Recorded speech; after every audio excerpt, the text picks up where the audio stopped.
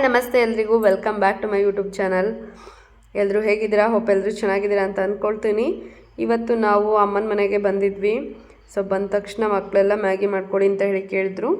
So ನಾವು ಕೂಡ ಅಷ್ಟೇ, ಎಲ್ಲರೂ ಅಮ್ಮನ ಮನೆಗೆ ಬಂದಾಗ ಹೊಸಳ್ಳಿನಲ್ಲಿ ಎಲ್ಲರೂ ಸೇರಿದಾಗ ಮಕ್ಕಳೆಲ್ಲ ಅಷ್ಟೇ ಮ್ಯಾಗಿನ ಮಾಡ್ಕೊಳ್ಳೋ ಅಂಥದ್ದು. ಸೊ ಅನ್ಹೆಲ್ದಿ ಫುಡ್ಸ್ ಏನಿದ್ರೂ ಕೂಡ ಅಷ್ಟೇ ರೇರಾಗಿ ಎಲ್ಲಾದರೂ ಸಿಕ್ಕಿದಾಗ ಅಷ್ಟೇ ಮಕ್ಕಳಿಗೆ ಕೊಡೋ ಅಂಥದ್ದು. ಮ್ಯಾಗಿನೂ ಅಷ್ಟೇ ಒಂದಿನ ಕೊಟ್ಟರೆ ಮತ್ತೆ ಪದೇ ಪದೇ ಮನೆಯಲ್ಲಿ ಅದನ್ನೇ ಕೇಳ್ತಾರೆ ಅಂತ ಹೇಳಿ ಮಾಡ್ಕೊಡೋದಕ್ಕೆ ಹೋಗೋದಿಲ್ಲ. ಕಾಯಿ ಹೋಳಿಗೆಗೆ ಎಲ್ಲ ರೆಡಿ ಮಾಡ್ಕೊಂಡಿದ್ರು. ಕಾಯಿ ಹೋಳಿಗೆನ ಕೂಡ ತಟ್ಟಿದ್ವಿ. ತುಂಬ ಚೆನ್ನಾಗಿ ಬಂದಿತ್ತು. ಕಾಯಿ ಒಬ್ಬಟ್ಟು ಈಸ್ ಮೈ ಫೇವ್ರೇಟ್.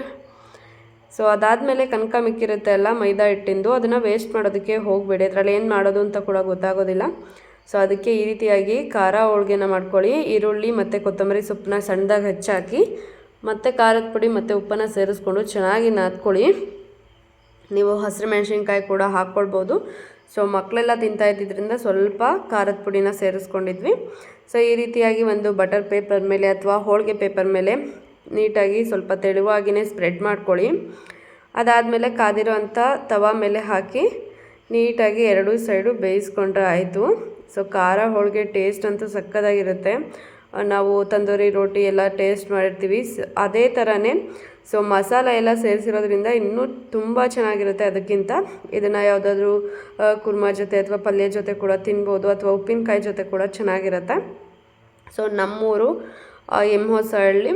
ಸೊ ಇಲ್ಲಿ ಮಹದೇಶ್ವರ ಸ್ವಾಮಿ ಇರೋವಂಥದ್ದು ದೇವರು. ಆ ದೇವರ ಜಾತ್ರೆ ನಡೀತಾ ಇರೋವಂಥದ್ದು. ನೈಟು ಕುಂಭ ಎಲ್ಲ ತೊಗೊಂಡು ಹೋಗಿ ಅಭಿಷೇಕನ ಅಂದರೆ ಮಾಡಿರ್ತಾರೆ, ಪೂಜೆ ಎಲ್ಲ. ಸೊ ಗಂಗೆ ಪೂಜೆ ಎಲ್ಲ. ಸೊ ಆ ಟೈಮ್ನಲ್ಲಿ ನಾವು ಹೋಗೋದಕ್ಕಾಗಲಿಲ್ಲ. ಖುಷಾಲಿನಿ ಸಿಕ್ಕಾಪಟ್ಟೆ ರಗಳೆ ಮಾಡ್ತಿದ್ಲು. ಇವರು ನಮ್ಮೂರಿನವರೇ, ನಮ್ಮ ವೀಡಿಯೋಸ್ನ ರೆಗ್ಯುಲರಾಗಿ ನೋಡ್ತೀವಿ ಅಂತ ಹೇಳಿದ್ರು. ಸೊ ಅವ್ರದ್ದು ಕೂಡ ವೀಡಿಯೋನ ಮಾಡ್ಕೊಂಡ್ವಿ. ಖುಷಾಲಿನಿ ಅವರು ಲೈಟ್ ನೋಡೋದಕ್ಕೆ ಎಷ್ಟು ಇಷ್ಟಪಡ್ತಾರೆ ಅಂತಂದರೆ ತುಂಬಾ ಇಷ್ಟ ಅವಳಿಗೆ ಲೈಟು, ಈ ರೀತಿಯಾಗಿರುವಂಥ ಲೈಟಿಂಗ್ಸ್ನೆಲ್ಲ ನೋಡೋದಕ್ಕೆ. ಬಟ್ ಅಣ್ಣಂದಿರಿಬ್ಬರು ಸೈಡಲ್ಲಿದ್ದರೆ ಅವರೇ ಫಸ್ಟು ನೋಡಬೇಕು, ಅವರು ಫಸ್ಟ್ ಪ್ರಿಫರೆನ್ಸ್ ಅವ್ರಿಗೆ ಇರುತ್ತೆ.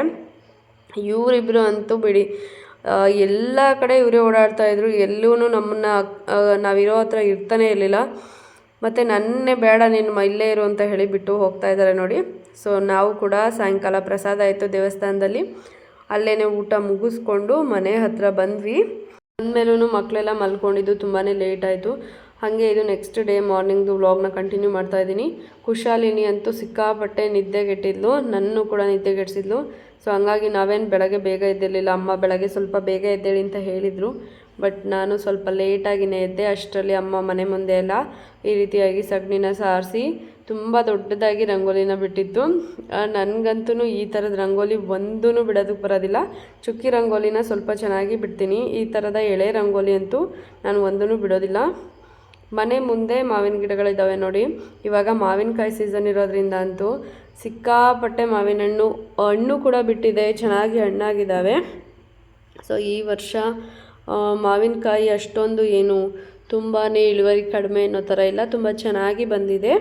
ನಮ್ಮೂರಲ್ಲಿ ಮಾವಿನ ಗಿಡಗಳು, ಹುಣಸೆ ಗಿಡ ಆಗಿರ್ಬೋದು, ಎಳಚಿ ಗಿಡ ಆಗಿರ್ಬೋದು, ಕಾರೆ ಹಣ್ಣು ಆಗಿರ್ಬೋದು, ಬಿಲ್ವಪತ್ರೆ ಗಿಡ ಆಗಿರ್ಬೋದು, ಬೇವಿನ ಗಿಡ ಆಗಿರ್ಬೋದು, ಹೆಬ್ಬೇವಿನ ಗಿಡ ಆಗಿರ್ಬೋದು. ಸೊ ಈ ಥರ ಎಲ್ಲ ಪ್ರತಿಯೊಂದು ಥರದ ಗಿಡಗಳು ಇನ್ನೂ ಕೂಡ ಇದೆ. ಬಟ್ ನಮ್ಮ ಊರಿನಲ್ಲಿ ಅಂದರೆ ಹಸ್ಬೆಂಡ್ ಮನೆ ಹತ್ರ ಅಲ್ಲಿ ಮಾವಿನ ಗಿಡಗಳು ಕಡಿಮೆ, ಬೇರೆ ಯಾವುದೇ ಥರದ ಈ ಥರದ ಗಿಡಗಳು ಪಕ್ಕ ಹಳ್ಳಿನಲ್ಲಿ ಇರಬೇಕಾಗಿರುವಂಥ ಗಿಡಗಳು ಸಿಗೋದೇ ಇಲ್ಲ. ಸೊ ನನ್ನ ತಂಗಿ ಕಸ ಗುಡಿಸ್ತಾ ಇದ್ರೆ ಎಷ್ಟು ರಗಳೆ ಮಾಡ್ತಾರೆ, ತೀಟೆ ಮಾಡ್ತಾರೆ ಅಂತ ಹೇಳಿ ನೋಡಿ. ಸೊ ಇವನ್ನಂತೂ ಸ್ವಲ್ಪನೂ ಬಯ್ಯೋ ಹಾಗೆ ಇಲ್ಲ. ನಮ್ಮ ಅಪ್ಪಂಗೆ ಫೋನ್ ಮಾಡು, ನಮ್ಮ ಅಪ್ಪನ ಕರಿ, ನೀನು ಬೇಡ ಅಂತ ಹೇಳಿ ರಗಳೆ ಮಾಡ್ತಾನೆ. ಇವಾಗ ನಮ್ಮ ಅಪ್ಪಂಗೆ ಫೋನ್ ಮಾಡು ಅಂತ ಹೇಳಿ ಅಳ್ತಾ ಇದ್ದಾನೆ ನೋಡಿ. ಸೊ ಬೆಳಗಿನ ತಿಂಡಿ ಚಿತ್ರಾನ್ನ. ನಮ್ಮೂರಲ್ಲಿ ದೇವಸ್ಥಾನದ ಹತ್ರನೇ ಮಾರ್ನಿಂಗ್ ತಿಂಡಿನ ಕೂಡ ಕೊಡ್ತಾರೆ, ಮಧ್ಯಾಹ್ನ ಊಟನ ಕೂಡ ಕೊಡ್ತಾರೆ. ಸೊ ದಾಸೋಹ ಮಧ್ಯಾಹ್ನ ಟೈಮ್ ಕೂಡ ಇರುತ್ತೆ. ಬೆಳಗ್ಗೆ ತಿಂಡಿನ ಅಮ್ಮ ಮನೆ ಹತ್ರನೇ ತೊಗೊಂಡು ಬಂದಿದ್ರು, ಮಕ್ಕಳಿಗೆಲ್ಲ ಯಾರೂ ಹೋಗೋದಿಲ್ಲ ಅಂತ ಹೇಳಿ. ಬೆಳಗ್ಗೆ ಬೇಗನೆ ಸ್ವಲ್ಪ ತಿಂಡಿನ ಕೂಡ ತಿನ್ನಿಸ್ತಾ ಇದ್ದೀವಿ. ನೈಟ್ ಯಾರೂ ಕೂಡ ನೀಟಾಗಿ ಊಟ ಮಾಡಿರಲಿಲ್ಲ. ದೇವಸ್ಥಾನದ ಹತ್ರ ಅಂತೂ ಒಬ್ಬರು ಕೂಡ ಒಂದು ತುತ್ತು ತಿಂದಿರಲಿಲ್ಲ. ಮನೆ ಹತ್ರ ಬಂದಮೇಲೆ ಕೂಡ ಅಷ್ಟೇ ಸ್ವಲ್ಪ ಸ್ವಲ್ಪ ಊಟ ಮಾಡಿ ಮಲ್ಕೊಂಡಿದ್ರು. ಸೊ ಹಂಗಾಗಿ ಇಬ್ಬರಿಗೂ ಸಿಕ್ಕಾಪಟ್ಟೆ ಹೊಟ್ಟೆ ಹಸ್ತಿದೆ. ಎಲ್ಲರೂ ತಿಂಡಿ ತಿಂತಾಯಿದ್ರು. ನಾನು ನನ್ನ ತಂಗಿಗೆ ಹಂಗೆ ನನಗೂ ತಿನ್ನಿಸ್ಬಿಡು ಇಲ್ಲೇ, ಮತ್ತೆ ನಾನು ಹೋಗಿ ಹಾಕ್ಕೊಂಬಂದು ತಿನ್ನೋದು ಯಾಕೆ ಅಂತಿದ್ದೆ. ನಾವಿಬ್ರಂತೂ ಇದೇ ಥರ ಒಬ್ರಿಗೊಬ್ರು ಕಾಲಾಡ್ಕೊಂಡು ಮಾತಾಡಿಕೊಂಡು ತಮಾಷೆ ಮಾಡ್ತಾ ಇರ್ತೀವಿ. ನಾವಿಬ್ಬರು ರೇಗಿಸೋದಕ್ಕಿಂತನೂ ಹೆಚ್ಚಾಗಿ ನಮ್ಮಮ್ಮನ ತುಂಬ ಜಾಸ್ತಿ ರೇಗಿಸ್ತಾ ಇರ್ತೀವಿ. ಎಲ್ಲಿವರೆಗೂ ಅಂದರೆ ನಮ್ಮಮ್ಮ ಇವತ್ತಿನಿಗೂ ಕೂಡ ನಾವು ರೇಗಿಸಿದಾಗ ನಮ್ಮನ್ನು ಹೊಡೆಯುತ್ತೆ, ಅಷ್ಟರ ಮಟ್ಟಿಗೆ ರೇಗಿಸ್ತಾ ಇರ್ತೀವಿ. ಅದರಲ್ಲಂತೂ ನಾನೇ ಫಸ್ಟ್ ಅಂತ ಹೇಳ್ಬೋದು. ಪ್ರಿಯಾಂಶ್ ಅಂತೂ ಮೊಸರನ್ನ ತಿನ್ನೋದೇ ಬಿಟ್ಬಿಟ್ಟಿದ್ದ, ಮತ್ತು ಮೊಸರು ಜೊತೆಯಲ್ಲಿ ತಿನ್ನಿಸೋದಕ್ಕೆ ಸ್ಟಾರ್ಟ್ ಮಾಡಿದ್ದೀನಿ. ಇವಾಗಲೂ ಕೂಡ ಅದಕ್ಕೇ ಮೊಸರನ್ನ ಹಾಕ್ಕೊಂಬಂದು ಅವನಿಗೆ ಮೊಸರನ್ನೇ ತಿನ್ನಿಸು ಅಂತ ಹೇಳ್ತಾ ಇದ್ದೀನಿ. ಸೊ ಇಲ್ಲಿಗೆ ಬಂದರೆ ಅವನೇನು ಫೋನ್ನೇ ಕೇಳ್ತಾ ಇರಲಿಲ್ಲ ಯಾವುದೇ ಕಾರಣಕ್ಕೂ, ಹಾಗೇ ತಿಂಡಿ ತಿನ್ನೋನು. ಬಟ್ ಇವಾಗ ಖುಷು ಫೋನ್ ನೋಡಿಕೊಂಡು ತಿಂದಿದ್ದರಿಂದ ಅವನ್ನ ನೋಡಿ ನನಗೂ ಫೋನ್ ಬೇಕು ಅಂತ ಹೇಳಿ ಫೋನ್ ತೊಗೊಂಡು ಅದರಲ್ಲಿ ಕಾರ್ಟೂನ್ ಹಾಕ್ಕೊಂಡು ನೋಡ್ತಾ ಇದ್ದಾನೆ. ಮಕ್ಕಳಿಗೆ ಒಂದು ದಿನ ಯಾವುದನ್ನ ತೋರಿಸ್ಕೊಡ್ತೀವಿ ಮತ್ತು ಅದನ್ನೇ ಕೇಳ್ತಾ ಇರ್ತಾರೆ. ಒಂದು ದಿನ ಜೆಮ್ಸ್ ಕೊಡಿಸಿದ್ದು ಅಷ್ಟೇ, ಮತ್ತು ರಿಪೀಟೆಡಾಗಿ ನೆಕ್ಸ್ಟ್ ಡೇ ಬನ್ನಿ ಅಂಗಡಿಗೆ ಕರ್ಕೊಂಡೋಗಿ ಜೆಮ್ಸ್ ಕೊಡಿಸಿ ಜ್ಯೂಸ್ ಕೊಡಿಸಿ ಅಂತ ಹೇಳಿ ಕೇಳ್ತಾ ಇದ್ದ. ಸೊ ಅದಾದಮೇಲೆ ನಾನು ಕೂಡ ಹೋಗಿ ಬಾಳೆ ಎಲೆಯಲ್ಲಿ ನಾನು ತಿಂಡಿ ತಿನ್ನೋದಕ್ಕೆ ಊಟ ಮಾಡೋದಕ್ಕೆ ತುಂಬ ಇಷ್ಟಪಡ್ತೀನಿ. ನನಗೆ ಬಾಳೆ ಎಲೆಯಲ್ಲಿ ತಿನ್ನುವಂಥದ್ದು ಸಿಕ್ಕಾಪಟ್ಟೆ ಇಷ್ಟ ಆಗುತ್ತೆ. ನಾನೇ ಹೋಗಿ ಬಡಿಸ್ಕೊಂಡು ಕೂತ್ಕೊಂಡಿದ್ದೆ. ಅಷ್ಟರಲ್ಲಿ ಕುಶಾಲಿನಿ ಅವರು ಅಲ್ಲಿಗೆ ಎಂಟ್ರಿ ಕೊಟ್ಟರು. ಅವಳು ಬಂದಮೇಲೆ ನಾನು ತಿಂಡಿ ತಿನ್ನೋದಕ್ಕೆ ಬಿಡ್ತಾಳ, ನನಗೆ ನೀರು ಬೇಕು ಅಂತ ಹೇಳಿ ಕೇಳಿದ್ಲು, ನೀರು ಕುಡಿಸ್ದೆ. ಅದಾದಮೇಲೆ ಈ ಒಂದು ಖಾರದ ಹಪ್ಪಳ ಹುಳ್ಳಿಕಾಳು ಹಪ್ಪಳನ ಕೇಳಿದ್ಲು, ಅದನ್ನು ಕೊಡೋದೇ ಇಲ್ಲ. ನೀವು ಕೂಡ ಅಷ್ಟೇ, ಒಂದು 2 ವರ್ಷದ ಒಳಗಿನ ಮಕ್ಕಳಿಗೆ ಅದನ್ನು ಕೊಡೋದಕ್ಕೆ ಹೋಗಬೇಡಿ, ಅವ್ರಿಗಿನ್ನೂ ನೀಟಾಗಿ ದವಡೆ ಹಳ್ಳೆಲ್ಲ ಬಂದಿರೋದಿಲ್ಲ, ಸೊ ಅದನ್ನು ತಿನ್ನೋದಕ್ಕಾಗೋದಿಲ್ಲ. ಹಾಗೇ ಅದೇನಾದರೂ ಗಂಟ್ಲಲ್ಲಿ ಸಿಕ್ಕೊಂಡ್ರೆ ಅದು ಬೇಗ ನೆನೆಯೋದು ಇಲ್ಲ, ಮತ್ತು ಗಂಟ್ಲನ್ನ ಸೀಳ್ಕೊಂಡು ಹೋಗುತ್ತೆ, ಅನ್ನನಾಳನ್ನು ಸೀಳ್ಕೊಂಡು ಹೋಗುತ್ತೆ. ಇವಾಗಲೂ ಕೂಡ ಕೆಲವೊಂದು ಸಲ ನಾನು ಮಿಸ್ ಆಗಿ ಅದನ್ನು ಕಂಪ್ಲೀಟಾಗಿ ಒಗಿದೆ ನುಂಗಿದಾಗ ನನಗೇನೆ ಸ್ಕ್ರ್ಯಾಚಸ್ ಆಗಿದೆ, ತುಂಬ ದಿನ ನೋವು ತಿಂದಿದ್ದೀನಿ. ಸೊ ಹಾಗಾಗಿ ನಾನು ಅವಳು ಎಷ್ಟೇ ಹಠ ಮಾಡಿದ್ರು ಕೂಡ ಹತ್ತಿರ ಕೂಡ ಅಷ್ಟೇ ಹೋಗ್ಲಿ ಪಾಪ ಅಂತ ಹೇಳಿ ಕೊಡೋದಕ್ಕೆ ಹೋಗೋದಿಲ್ಲ. ಎಲ್ಲ ತಿಂದಾದಮೇಲೆ ಖುಷಿನ ಕರ್ಕೊಂಡು ಸ್ವಲ್ಪ ಹೊತ್ತು ಆಟ ಆಡಿಸ್ತಿದ್ದೆ. ಅಷ್ಟರಲ್ಲಿ ಅಮ್ಮ ಸ್ವಲ್ಪ ಒಳಗಡೆ ಎಲ್ಲ ಕೆಲಸ ಮಾಡ್ಕೊಳ್ತಾಯಿದ್ರು. ಕೊಂಬಳ ಈ ರೀತಿಯಾಗಿ ಬಾಗಿಲಿಗೆ ತೋರಣ ಮತ್ತು ಹೂವು ಎಲ್ಲ ಹಾಕೋದಕ್ಕೆ ರೆಡಿ ಮಾಡ್ಕೊಳ್ತಾಯಿದ್ಲು. ನಾನು ಕಸ ಎಲ್ಲ ಗುಡಿಸಿ ಆಗಿತ್ತಲ್ಲ, ಸೊ ಇವಾಗ ನೆಲ ಒರೆಸ್ಕೊಡ್ತೀನಿ ಅಂತ ಹೇಳಿ ಒರೆಸ್ತಾ ಇದ್ದೀನಿ. ನೋಡಿ, ಅಮ್ಮಂಗೆ ಫಸ್ಟ್ ಎಲ್ಲ ತುಂಬ ಕಷ್ಟ ಆಗ್ತಿತ್ತು ನೆಲ ಒರೆಸೋದಕ್ಕೆ. ಈ ರೀತಿಯಾಗಿರುವಂಥ ಒಂದು ಮಾಪನ್ನು ತಂದಮೇಲೆ ಏನೂ ಅಷ್ಟೊಂದು ಕಷ್ಟ ಅನಿಸೋದಿಲ್ಲ. ಬಗ್ಗಿ ಅದನ್ನು ನೀರನ್ನೆಲ್ಲ ಹಿಂಡಬೇಕು ಅನ್ನೋವಂಥದ್ದು. ಇದ್ರದ್ದು ಲಿಂಕ್ ಏನಾದರೂ ಸಿಕ್ಕಿದ್ರೆ ನಾನು ಡಿಸ್ಕ್ರಿಪ್ಷನಲ್ಲಿ ಹಾಕಿರ್ತೀನಿ, ಒಂದ್ಸಲ ಚೆಕ್ ಮಾಡಿ ನೋಡಿ. ತುಂಬಾ ಚೆನ್ನಾಗಿದೆ, ತುಂಬಾ ಅಫೋರ್ಡಬಲ್ ಪ್ರೈಸ್ನಲ್ಲಿ ನನಗೆ ಆನ್ಲೈನಲ್ಲಿ ಸಿಕ್ತು. ಇದು ಆಫ್ಲೈನಲ್ಲಿ ತುಂಬಾ ಕಾಸ್ಟ್ಲಿ ಹೇಳ್ತಾರೆ, ಅಂದರೆ ಶಾಪ್ಗಳಲ್ಲಿ ಎಲ್ಲ. ಸೊ ಆನ್ಲೈನಲ್ಲೇ ತರಿಸ್ಕೊಳ್ಳಿ, ತುಂಬ ಚೆನ್ನಾಗಿರುತ್ತೆ. ತುಂಬ ನೀಟಾಗಿ ನೆಲ ಎಲ್ಲ ಒರೆಸುತ್ತೆ, ಮತ್ತು ಬೇಗ ಡ್ರೈ ಆಗುತ್ತೆ. ಇದು ಕೈಯಲ್ಲಿ ನೀರು ಹಿಂಡೋದಕ್ಕಿಂತ ಈ ರೀತಿ ಮಾಡೋದು ತುಂಬಾ ಚೆನ್ನಾಗಿರುತ್ತೆ. ಅಮ್ಮ ಇಲ್ಲಿ ಬಂದು ರಿಲೇಟಿವ್ಸ್ ಎಲ್ಲ ಬಂದಾಗ ಕೊಡೋದಕ್ಕೆ ಅಂತ ಹೇಳಿ ಮಸಾಲ ಮಜ್ಜಿಗೆನ ರೆಡಿ ಮಾಡ್ಕೊಳ್ತಾಯಿದ್ರು. ಮಸಾಲ ಮಜ್ಜಿಗೆಗೂ ಕೂಡ ಅಷ್ಟೇ ಐಸ್ ಕ್ಯೂಬ್ಸ್ ರೀತಿ ರೆಡಿ ಮಾಡಿಕೊಂಡು ಅದನ್ನು ಹಾಕ್ಕೊಳ್ತಾರೆ. ಜ್ಯೂಸ್ ಕೂಡ ರೆಡಿ ಮಾಡ್ಕೊಂಡಿದ್ದಾರೆ.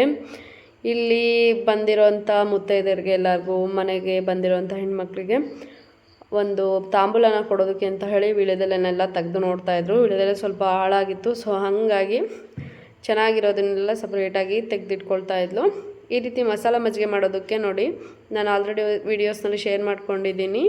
ಪ್ರತಿದಿನ ಮಸಾಲ ಮಜ್ಜಿಗೆನ ಮಾಡ್ಕೊಳ್ಳೋದು ತುಂಬ ಕಷ್ಟ ಆಗುತ್ತೆ. ಕಡಿಮೆ ಕ್ವಾಂಟಿಟಿನಲ್ಲಿ ಹಾಕ್ಕೊಂಡ್ರೆ ಮಿಕ್ಸರ್ ಜಾರ್ನಲ್ಲಿ ರುಬ್ಕೊಳ್ಳೋದೇ ಇಲ್ಲ.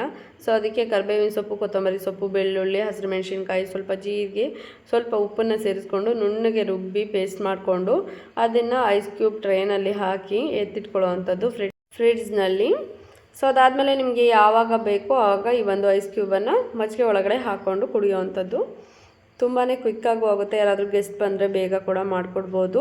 ಸೊ ನಾನು ಕೂಡ ಈ ರೀತಿಯಾಗಿ ರೆಡಿಯಾಗಿದೆ ಜಾತ್ರೆಗೆ ಹೋಗೋದಕ್ಕೆ. ಕುಶಾಲಿನಿಯವರು ಇರೋ ಬರೋ ಬಾಳೆ ಎಲೆನೆಲ್ಲ ತೊಗೊಂಡು ಬಂದು ಮಿಕ್ಕಿದಂಥದ್ದನ್ನೆಲ್ಲ ನೀಟಾಗಿ ಸಣ್ಣ ಸಣ್ಣ ಪೀಸ್ ಮಾಡಿ ಹರಡ್ತಾಯಿದ್ರು. ಏನಾದರೂ ಒಂದು ಕೆಲಸನ ತೋರಿಸ್ತಾನೆ ಇರ್ತಾರೆ. ಕೆಲಸ ಯಾವುದು ಇಲ್ಲ ಅಂದರೆ ಸುಮ್ಮನೆ ಖಾಲಿ ಕೂತ್ಕೊಂಡಿರ್ತಾರಲ್ಲ ಅಮ್ಮಂದ್ರು ಅಂತ ಹೇಳಿ. ಇಲ್ಲಿ ರಿಲೇಟಿವ್ಸ್ ಎಲ್ಲ ಬಂದಿದ್ದರು, ಎಲ್ಲರ ಜೊತೆ ಕೂಡ ಮಾತಾಡಿಕೊಂಡು ಕೂತಿದ್ವಿ. ಅದಾದಮೇಲೆ ಇವರು ನಮ್ಮ ಮಾಮನ ಮೊಮ್ಮಕ್ಕಳು ಬಂದಿದ್ದರು. ಸೊ ಇಬ್ಬರು ಕೂಡ ಸೈಕಲ್ ಬೇಕು ನನಗೆ ಅಂತ ಹೇಳಿ ಹಠ ಮಾಡ್ತಿದ್ರು.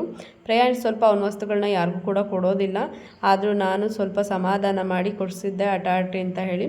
ದೇವಸ್ಥಾನದ ಹತ್ರ ಹೋದಾಗ ಆಲ್ರೆಡಿ ಎಲ್ಲ ಫಸ್ಟ್ನೇ ಬಂದಿನಲ್ಲಿ ಊಟನ ಮಾಡ್ತಾಯಿದ್ರು. ಸೊ ನಾವು ನೆಕ್ಸ್ಟು ಹೋಗಿ ಊಟನ ಮುಗಿಸ್ಕೊಂಡ್ವಿ. ಸೊ ತುಂಬಾ ಚೆನ್ನಾಗಿತ್ತು ದೇವ್ರ ದರ್ಶನ ಕೂಡ. ಅಲ್ಲೇದು ವೀಡಿಯೋಸ್ ಎಲ್ಲ ತೊಗೊಳೋಕ್ಕಾಗಲಿಲ್ಲ, ಖುಷಿ ಗಲಾಟೆ ಮಾಡ್ತಿದ್ರಿಂದ. ಅದಾದಮೇಲೆ ಮನೆ ಹತ್ರ ಬಂದ್ವಿ. ತುಂಬ ದಿನ ಆಗಿತ್ತು, ವರ್ಷನೇ ಆಗಿದೆ ಅನಿಸುತ್ತೆ ಈ ಚೌಕಾಬಾರ ಆಟನ ಆಡಿ. ಕವಡೆನಲ್ಲಿ ಸೊ ಅದಕ್ಕೆ ಅಮ್ಮನ ಜೊತೆ ಕೂತ್ಕೊಂಡು ಆಟ ಆಡಿದೆ.